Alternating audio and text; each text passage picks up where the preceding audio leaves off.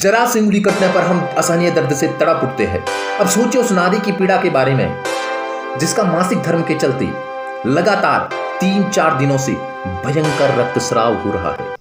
ऐसे समय में जब नारी के स्वास्थ्य के प्रति विशेष सावधानी बरतने की आवश्यकता है, तो कहीं समाज में ऐसी स्थिति में नारी को अस्पर्श करार दिया जाता है।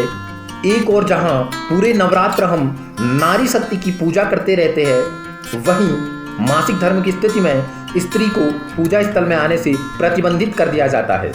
और इस रूढ़िवादिता का शिकार सिर्फ हिंदू धर्म नहीं है, बल्कि इस्लाम और यहूदी धर्म में भी यह अपनी जगह बनाई हुई है। हालांकि बौद्ध धर्म और ईसाई धर्म इसका थोड़ा कम प्रचलन है।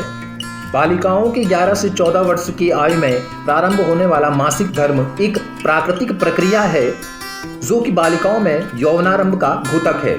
आपके सामने मानव मादा जनन तंत्र का चित्र दिखाई दे रहा है। इस चित्र में यह भाग कहलाता है अंडाशय। अंडाशय कई सारे अंडाणुओं का गुच्छ होता है।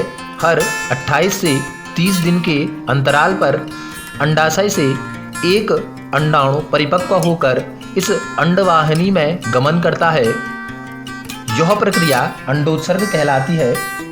अंडोत्सर्ग से पहले निषेचित अंडाणु को ग्रहण करने के उद्देश्य से गर्भाशय का स्तर, यह दिखाई दे रहा है, गर्भाशय का स्तर मोटा और स्पंजी हो जाता है तथा नन्ही रुधिर वाहिकाओं से भर जाता है।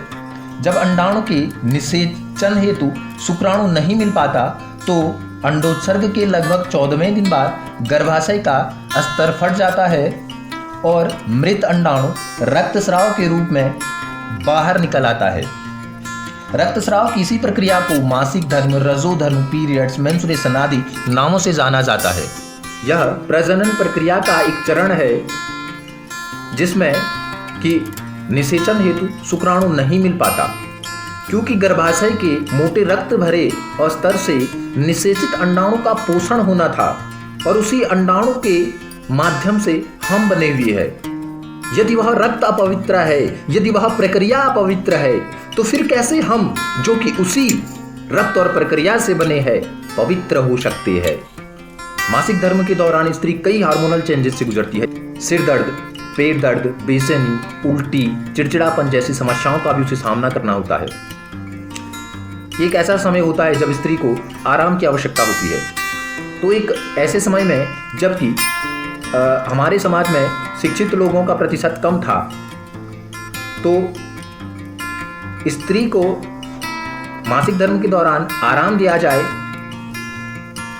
इस चीज को कनेक्ट कर दिया गया अस्पृश्यता से, ताकि कम पढ़े लिखे लोग भी अपने घर की स्त्रियों को ऐसे समय में आराम दे सकें।